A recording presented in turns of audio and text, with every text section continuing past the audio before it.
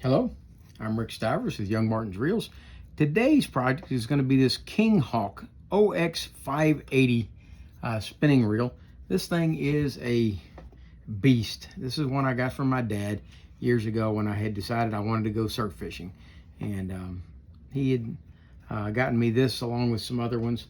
And this was his choice for me out of what he had. Remember though, I don't know that it was that great a reel. It just happened to be what he had available for surf fishing, which a fishing reel repairman in Louisville, Kentucky doesn't have a lot of access to surf fishing equipment.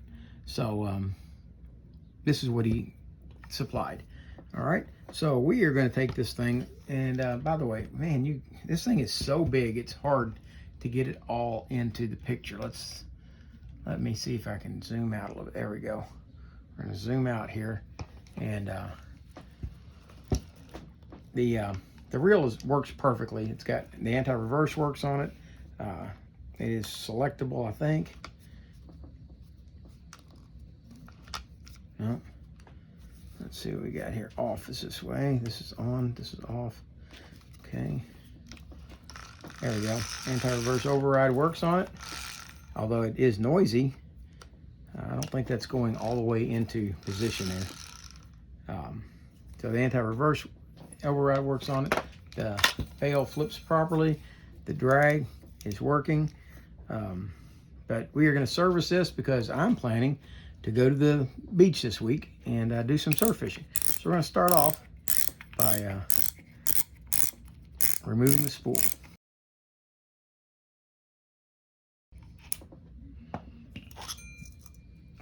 Okay. Overall, the reel looks pretty good.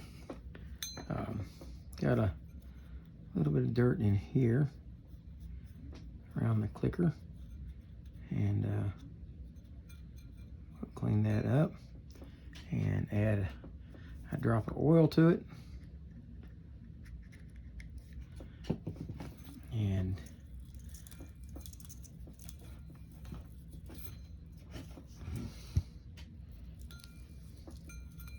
let's see if we can get this to hook on here. Keep it out of the way. There we go. All right, from there, we're going to move over here to the handle, and I believe this is a through handle with a screw on this side. Yes, it seems to be the case.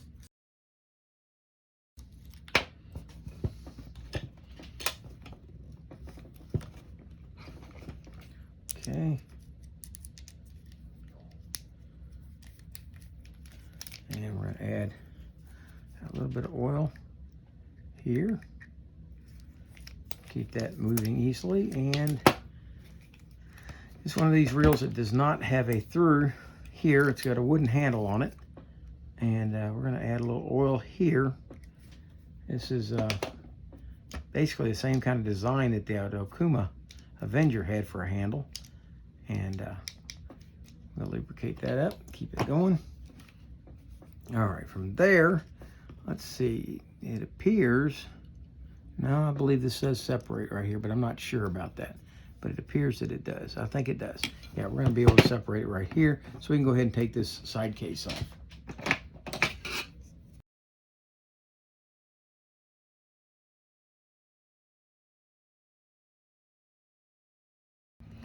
All right, all four side screws are the same, so we're gonna put them together, set them over to the side.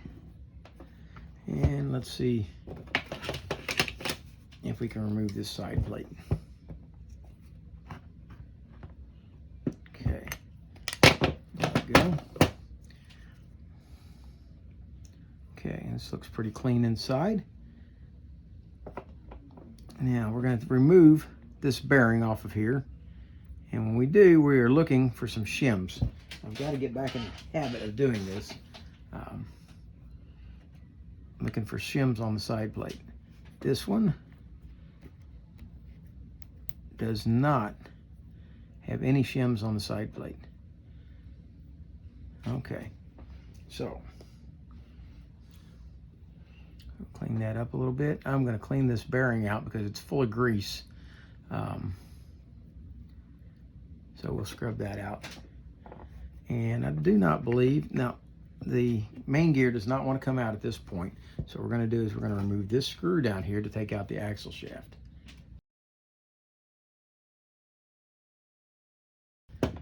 We should be able to slide the axle shaft out the end now. There we go. And it slid out easily, so it should not be bent or anything else. And if you need to, this clicker on this will probably come off. No need to take it off. I'm going to leave it in place, but you can take that off if necessary. All right, we're going to set this over here, and I'm going to take, just to help keep things a little bit organized, we're going to put this screw back into that axle shaft right there. Now, we should be able to remove the crosswind block, which appears to be in good shape. And with that removed, we should be able to take out the main gear assembly. And I see that much like that Okuma, this bearing is stuck on. So I'm going to have to do the same thing with this that I did on the Okuma Avenger yesterday. See how that bearing, the shaft is swelled out slightly on the end here. And so what I'm going to do is I'm going to take my file and clean that burr off of the edge of that, so this will come off. And we'll take care of that when we do the cleanup on this. That leaves our crosswind gear here. And that is pretty much it for the bottom side here. Let's see if we can see what it is that's sticking about this anti-reverse. It's keeping it from going all the way in. It doesn't seem to want to go down all the way to where it belongs. So I'm going to check into this and see if maybe the button might be installed backwards. Maybe. We'll find out in a little bit. All right, in the meantime, let's go ahead, back up to the top side, and we're going to remove this screw, this locking screw, off of the rotor.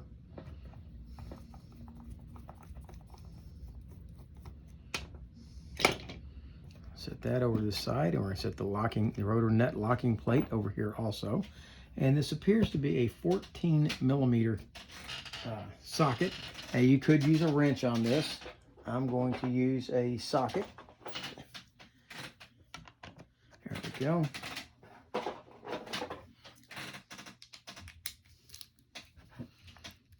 And we'll flip this up out of the way and see. Okay, this is a reverse threaded. There we go. So it loosens in a clockwise direction instead of a counterclockwise direction.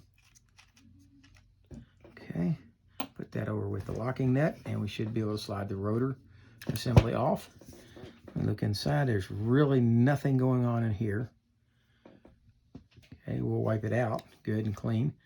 And it does have a balance weight inside here. And that's it. And we're going to take this apart in just a little bit too. All right, let's take a look under here. What do we have? Oh. Let's see, does that come? Yeah, we've got, this is a little different from anything I've seen before. We've got a locking collar here, like so, and that appears to be designed to fit up inside the rotor. Yep, see there? See the crosshatch and the rotor right there? See these two notches right here? Well, this piece here is designed to go and lock into those. So that will lock this into an orientation. Okay, set that over to the side. We'll take that off right there. No shims right there. All right, next thing we're going to do is take off the bearing retainer by removing these 3 screws.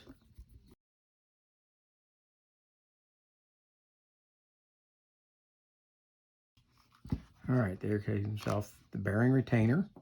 And this should now allow this bearing and all of this anti-reverse assembly here to come out. But now let's take a look at it before we do. Let's get a close look. Let's blow things up a little bit so we can see exactly what we've got here. We have the anti-reverse assembly here. Okay, if you look, Okay, when this is in the up position, that comes off of this pawl and allows it to pivot when it's rotated. Okay. All right. When it goes in this position, that pulls it, locks it in. Okay. Well, that's not releasing the anti-reverse in either position at this point.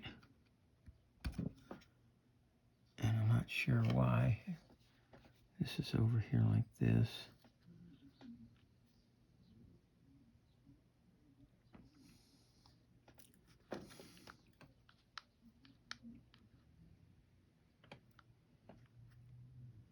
Okay, I think we need the clamping force of having the rotor tighten down on this in order to rotate this assembly in here. Okay, and in this position, which is all the way down, that should be able to rotate, which it does.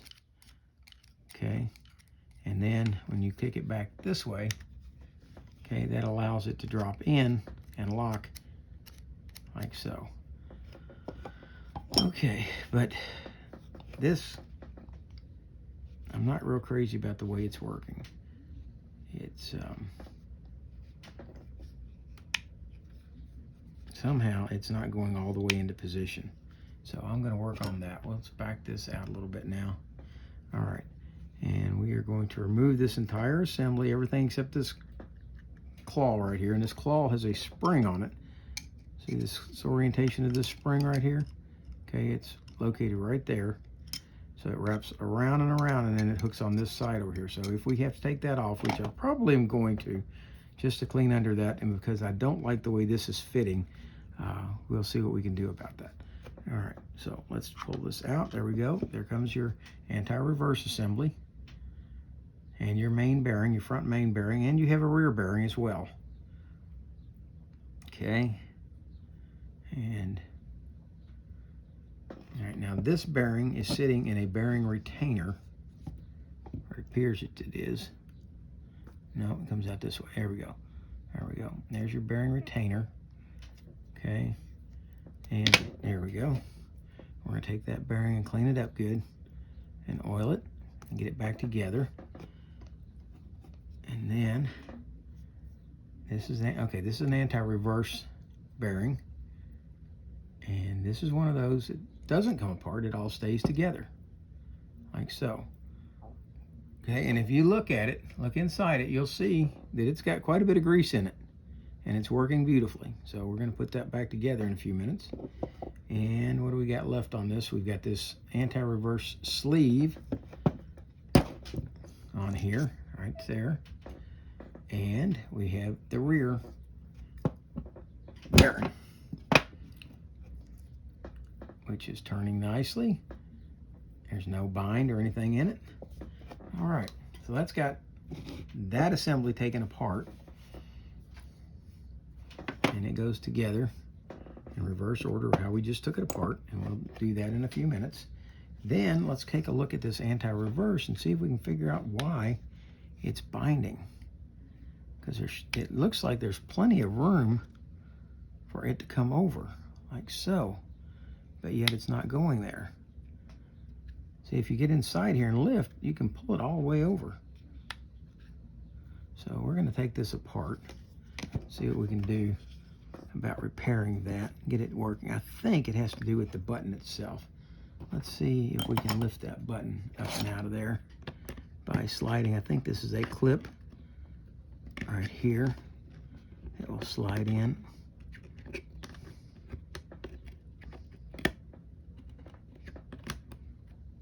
And it's coming out. Okay, so once we get to that point, we should be able to get hold of it. There we go, clip comes out. And with the clip off, does it want to fully move? No, it doesn't. And I got a feeling this may be in backwards. What if we put this guy in around this direction? Will it go? Will it allow it to work?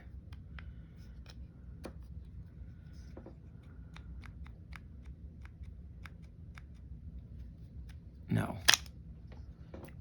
No, that will not work either. Okay, I just popped this all loose. There's our assembly here. All right. This has got a really strong spring on this anti-reverse. Really strong. But it's easy to reset. So we're going to go ahead and take this the rest of the way apart. We're going to clean all this up. I think it's just has to do with lubrication. This button on this, I flipped it around the other way and that didn't seem to help. So we'll put it back the way we took it out, which was this way. Although it doesn't seem to want to go very far.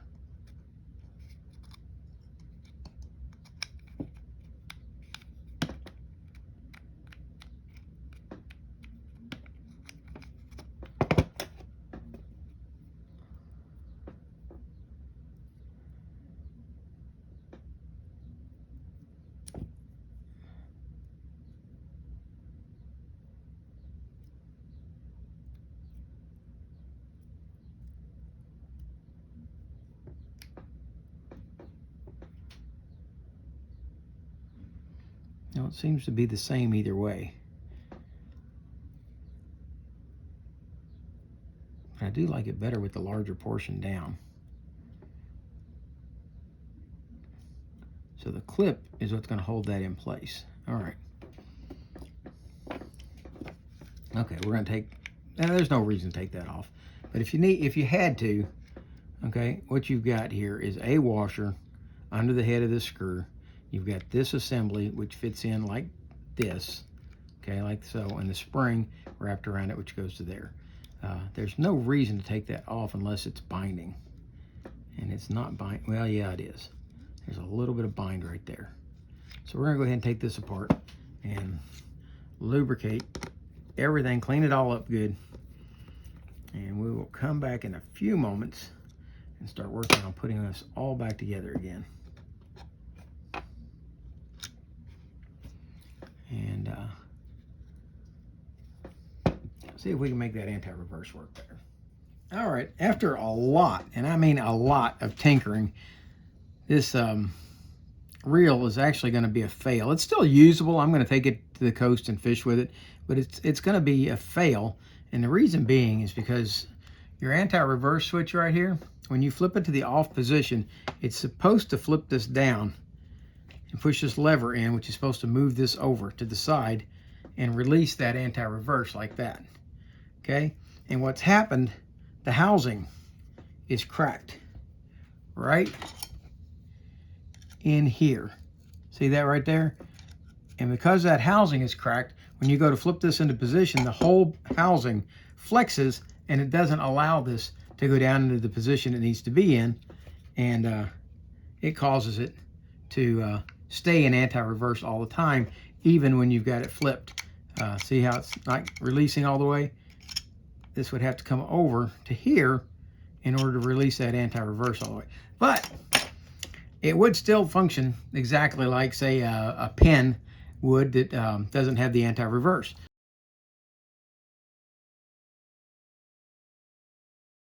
So I'm going to go ahead and service it up. We're going to put it back together, and you're going to see it in operation, but it's not going to have anti-reverse anymore because this feature does not work because the housing is cracked right here. So that's a shame. It's really a poor design for this lever to put that much stress on this. Let me back you up one more time.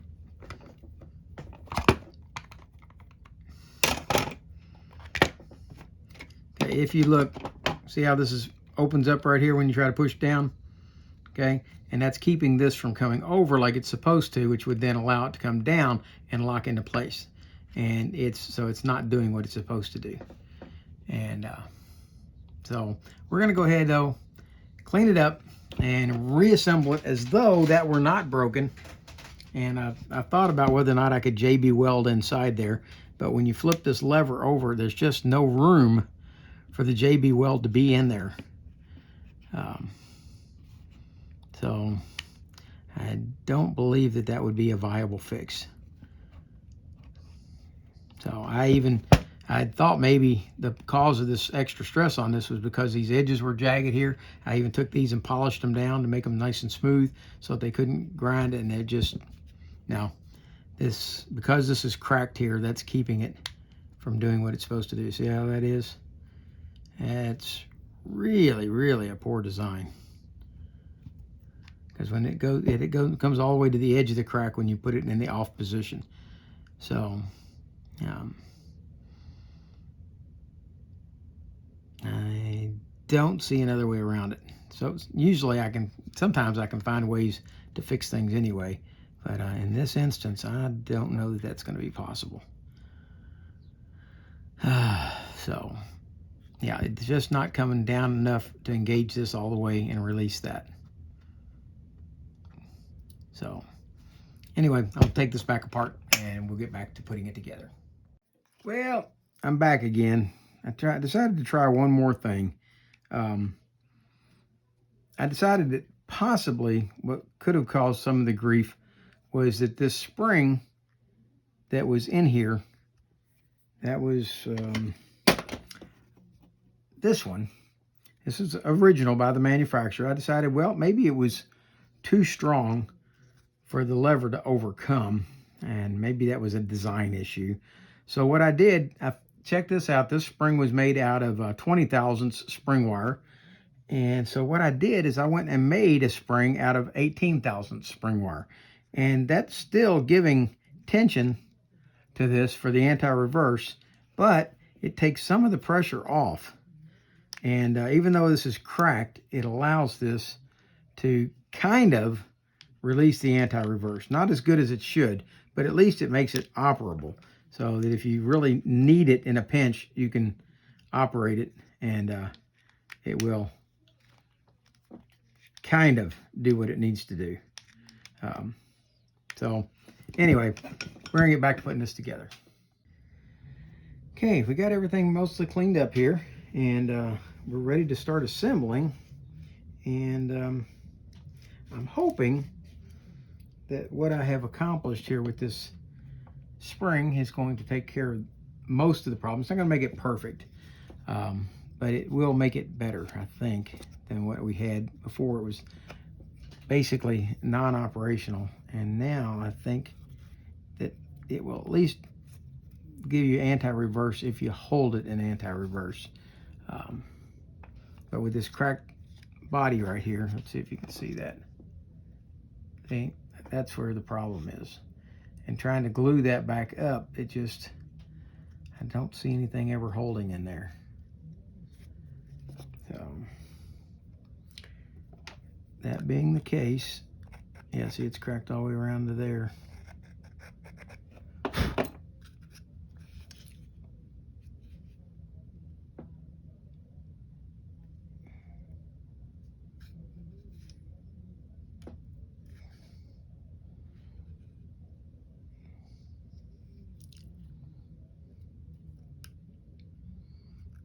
I just don't see super glue or anything else holding that. But the reel will still function, just not quite the way it was intended. All right, first thing we're going to do is take this homemade spring that I made, and we're going to put it in here like so, and kind of bend it down or squish it down into shape. And I'm not the best spring maker in the world, but I think it will get the job done. And we'll take the anti-reverse override lever and flip it into here. Get it into place, and then we got to get the spring down out from underneath it. There we go. And we're going to put the screw in. Before we do that, let's go ahead and put oil in there where that's going to pivot. Okay, and put the screw back in.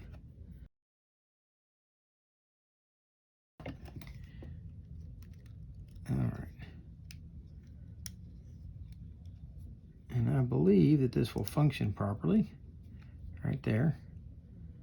Okay, it's well oiled. We got the spring down where it belongs so that it can't bind, I don't believe. And there we go. And that is definitely a weaker spring than what. All right, so let's go ahead and put all this back together the way it's supposed to be. All right, first off, this anti-reverse override lever is going to go in here. We're going to take and put a little bit of grease along the edge of where it rides and on the post here that it rides in. And then we're going to put a little bit of grease right here where the button slides, and then a little bit more on the inside where the button clip goes. And then we're going to set this guy into place. All right, slide it up, get it in. Okay, there we go. And now your button slides over this T bar. I don't see, can't really see it very well. Yeah, see how that T's out right there on the end? Well, this is going to slide over that right there. And then this clip is going to slide over that. Make sure button's all the way down. That T-bar's got to be right in place though, or it will not go in. There we go. Okay. Now with that in place, when we push the button down, now see it's still moving that whole part right there. But when that comes down, hopefully that's coming down enough with the lubrication that we've added to it to move this back far enough that it will deactivate the anti-reverse. And we'll see. All right, we have cleaned the pinion gear, scrubbed it all up. And now the next part to go back on it is going to be the bearing. The bearing has been cleaned and oiled. I'll slide that on. And next goes this sleeve. Now the sleeve, there's only one way it can go on, and that's this way. If you try to turn it around the other way, it will only go down to right there and stop. So we're going to turn it over. If you only go so far and stop, then you know you've got it on backwards. Okay. Next is going to go your anti-reverse, and I'm going to put a small amount of grease inside here because this is becoming my standard. I know people say you're not supposed to use grease in anti-reverse gears, but I have made up my mind that that's what I'm going to do because, see, it works perfect with that. So it's staying. And that's my decision. You guys can like it, or you can choose to wipe them clean yourselves. Since this is definitely going into salt water, I would prefer that I have got some lubrication in there to help hopefully prevent corrosion. All right, so now we've got all this pinion assembly built back up. We're going to set it back into place, and let's go ahead and grease up the pinion gear.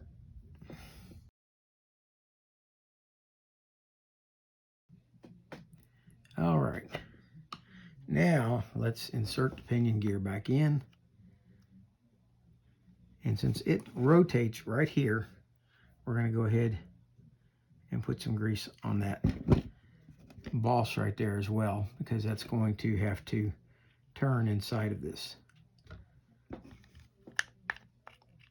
There we go. Okay, now it's going to rotate both ways because right now we've got this anti-reverse activated and it's barely clicking, but it mostly is holding. Okay, we've got that done. Now we're going to put the side bearing in, and I have oiled it, but I'm going to install it like so, and I'm going to oil it again. Because I oil bearings, I don't grease them. Okay, next is going to go the crosswind block, and I'm going to grease it. Sorry, crosswind gear.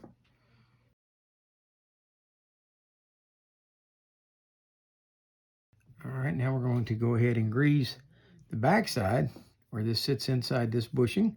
We're going to put a little grease here, and we're going to go ahead and doctor this wheel right here that this is going to ride on, like that. Just a little grease, doesn't need a whole lot, just a little bit. Okay, we're going to flip that gear over and insert it with the post to the rear, like you see here. Next, we're going to come back. This is our main gear. And if you notice, that gear, that bearing is no longer on here. What I had to do, these points right here had been crushed down to where they were sticking out over. And so I took and filed each one of those points down, and that allowed the bearing to come off. And so we took that off now and installed it already. And we're going to go ahead and grease the teeth on the gear.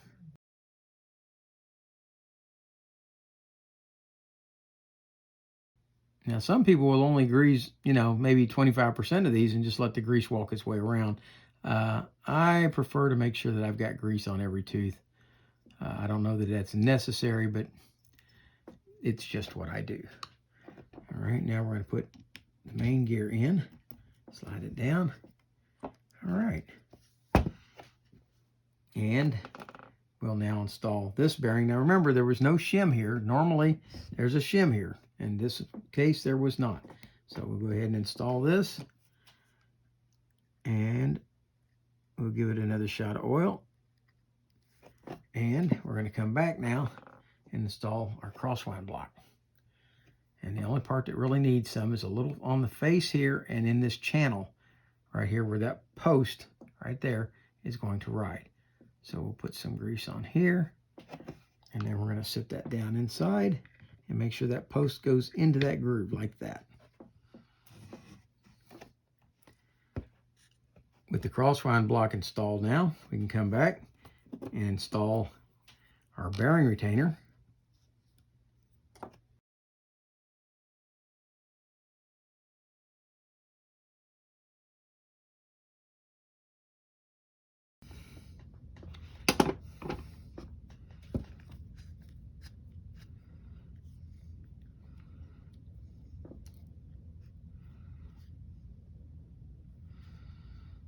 All right.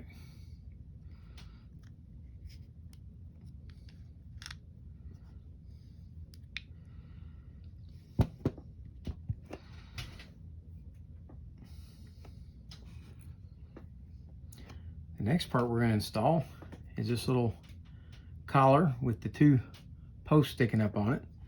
I'll slide that on here, like so. And now we got to line those two posts up with the two posts inside this rotor right here, and the two slots. So we're going to slide those in, like so. And then we're going to reinstall the nut. Remember that it goes counterclockwise to tighten. Okay, and I'm going to snug it, and then once I've got it snug, I'm going to come back and put this locking plate on and see how close it is to the hole. And if it lines up good, we're good.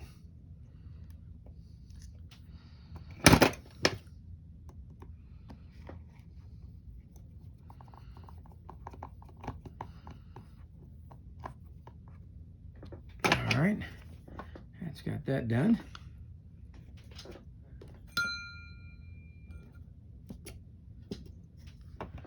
Okay, the next part to go in is going to be this axle shaft. Let's go ahead and oil it.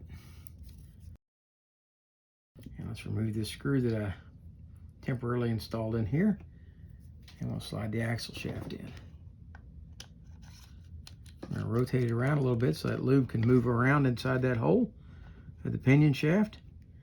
And then we will line up the axle shaft on the crosswind block. And we'll get it to slide in and align the hole. And then we can take our locking screw and install it into the crosswind block.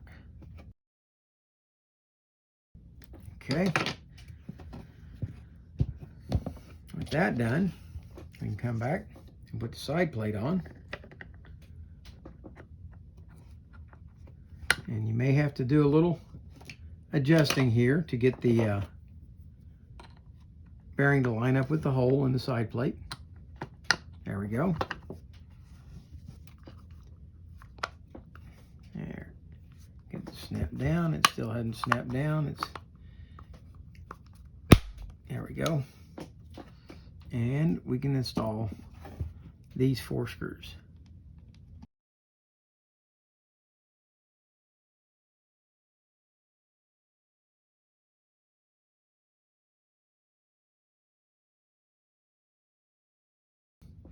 Now, I know you might think I'm almost done, but I'm not. I've got a couple more things to do. I want to take this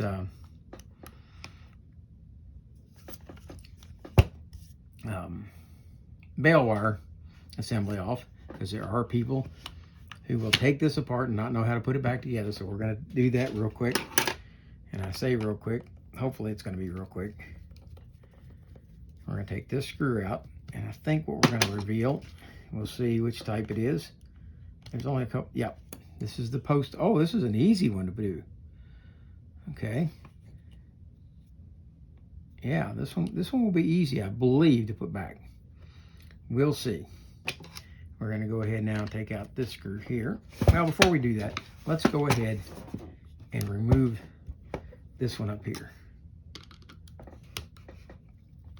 There we go. And the reason I want to do that is because it makes it easier to reset this arm when this is not on. Okay. And there's all the pieces, parts there. We're going to keep all those together and put the screw back in to hold it in place while we get over here and fiddle with this arm. And that arm comes off. Okay. And there's nothing here, inside here, to have to fiddle with. There's no springs or anything else. This is just an arm that fits inside there. Okay. We are going to pop it off and add a little bit of grease to it. But this side over here is the one we're concerned about right now.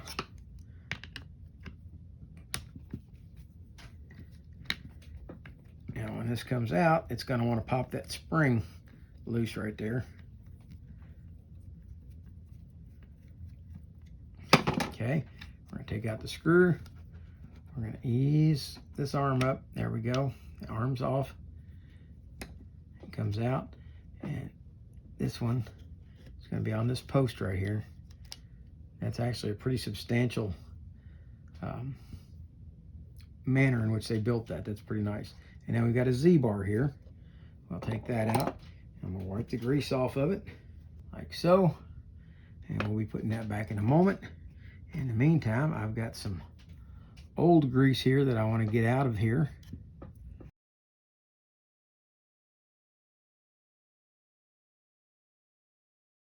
With the old grease cleaned out, this arm cleaned up, what we're going to do is we've got to look at it now. The Z-bar, that's this one here, is going to fit into this slot like this. Okay, but it's going to be flipped over like this, upside down. The long arm of this goes down inside this hole. So we're going to go ahead and grease the hole and go ahead and slide that in right now.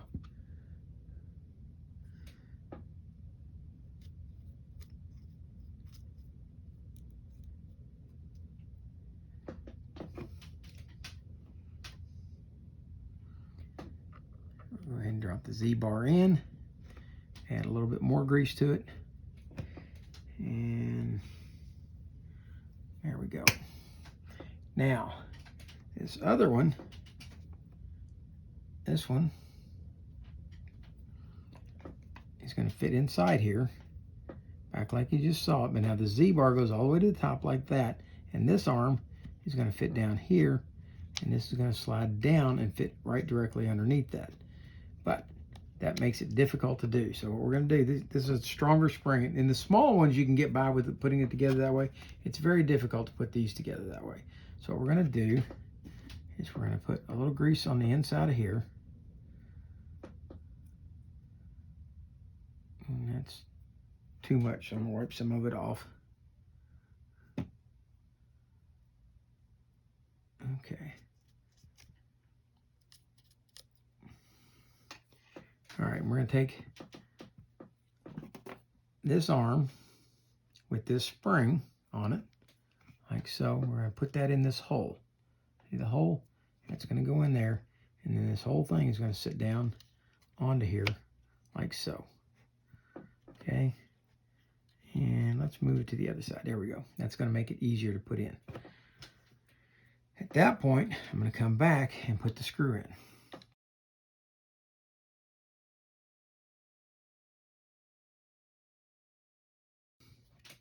All right, now this arm should be able to pivot like this. Okay. All right, now what we're going to do is take this bar here and we're going to put some grease into it right there, just a little bit. And we're going to slide it over this spring right here.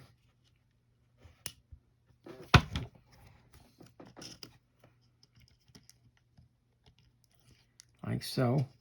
And then we're going to move it up and over this post right here. Like that. Okay. With that done, we can put the side plate back on.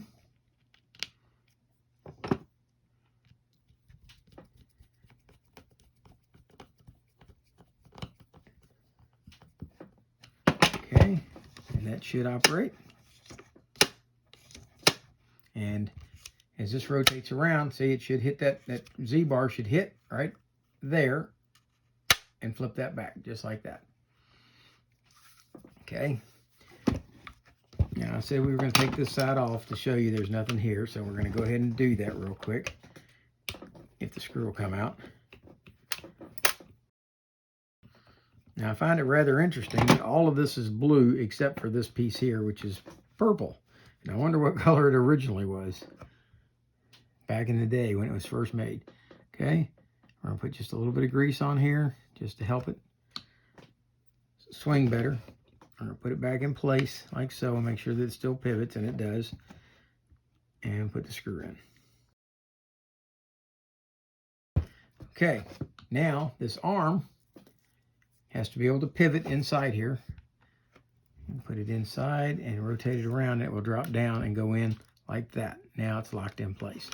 Okay, pivot it around to this side, and what we're going to do is we're going to take this roller assembly apart. Okay, and we'll see what we got. We've got the screw. Then we have a metal washer, followed up by a Teflon washer.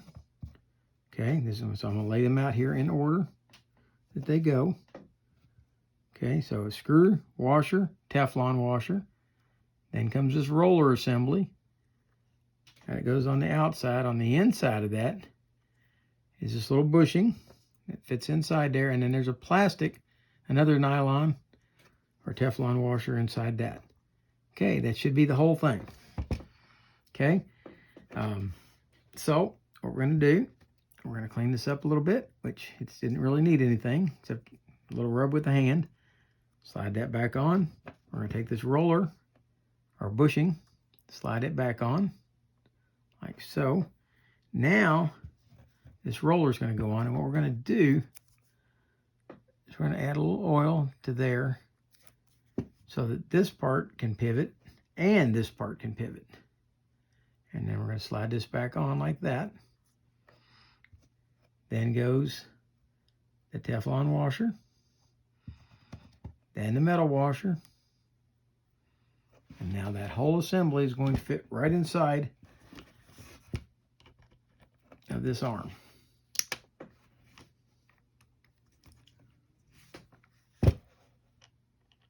And now I'll let it all fall apart. Okay.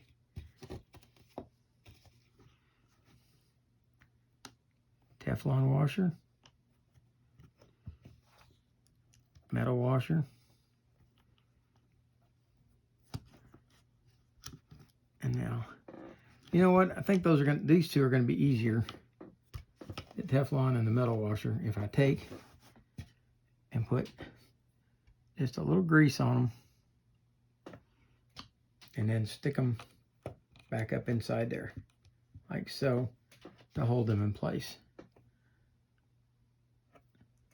A little grease on each one. Slide them in, stick them in place. Now they're holding in place while I go back and we set this in place and tighten down the screw. And make sure the roller will roll, and it does.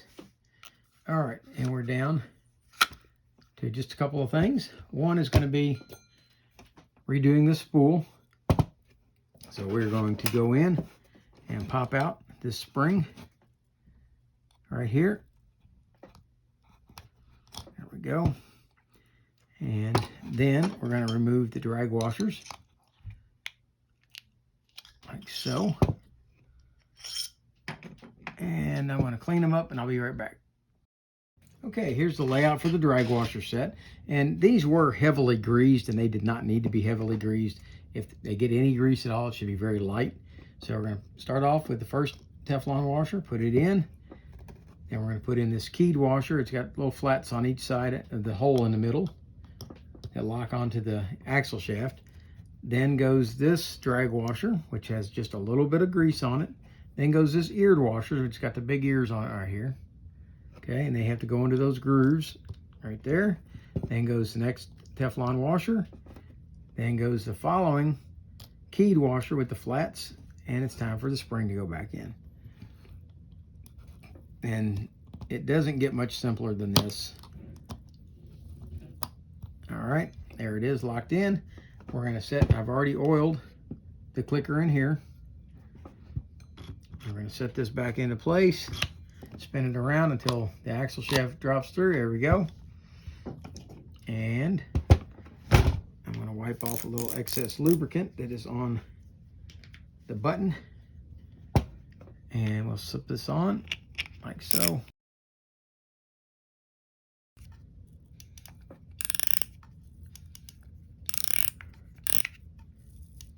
There we go. That's a nice tight drag. Okay, now time to put the handle back on. Okay, we'll slip the handle in right here, all the way through. Come back to the other side.